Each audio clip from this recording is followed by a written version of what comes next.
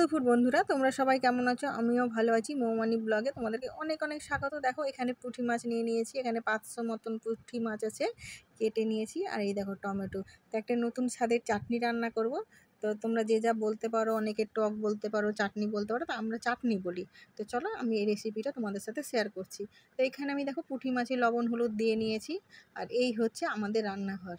তোমরা তো রান্নাঘরে ওখানে দেখো আমাকে বসে রান্না করতে, তো এই দেখো এটা হচ্ছে আমাদের রান্নাঘর। দেখো টমেটোটা আমি কেটে নিয়েছি। আর এইখানে ডাল হয়ে গেছে।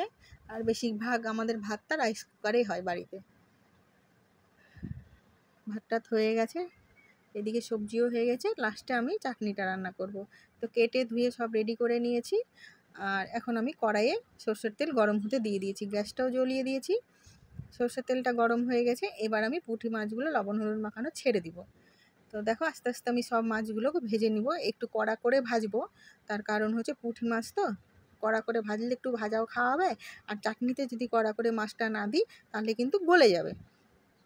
দেখো এখানে আমার একবার মাছ ভাজা হয়ে গেছে, আর একবার মাছটা ভেজে নিচ্ছি।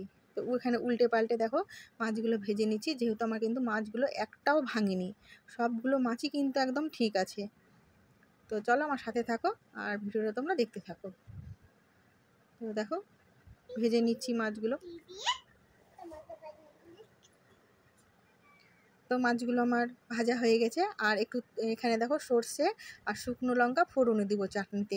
যত ফোড়নটা মানে পুড়ে যাবে তত কিন্তু চাটনির স্বাদটা ভালো হবে। সর্ষে তেলের মধ্যে দিলে জানোই তোমরা, ওটা ভরভরিয়ে সবটি বাইরে পড়ে যাবে, তার জন্য আমি একটু ঢাকা চাপা দিয়ে নিলাম। তো দেখো এখানে আমার একদম সর্ষেটা পুড়ে গেছে, লঙ্কাটাও পুড়ে গেছে। এইবার আমি টমেটোগুলো দিয়ে দিব।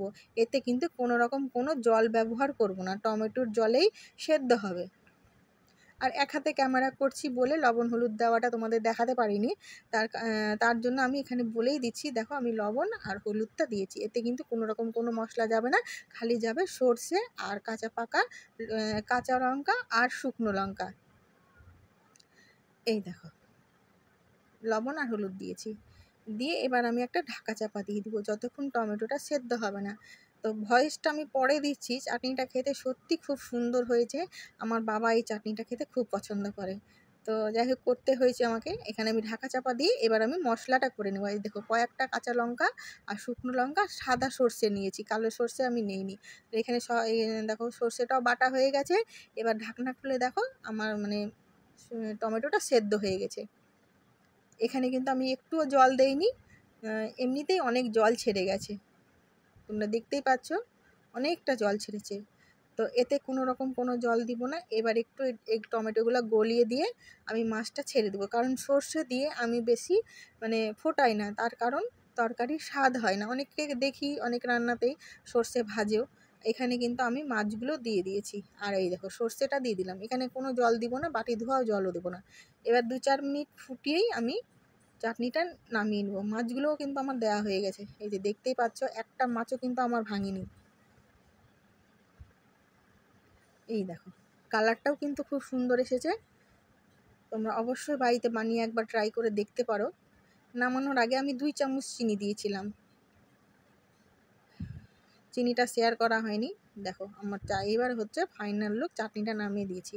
ভিডিওটা তোমাদের যদি ভালো লাগে অবশ্যই লাইক কমেন্ট শেয়ার সাবস্ক্রাইব করো।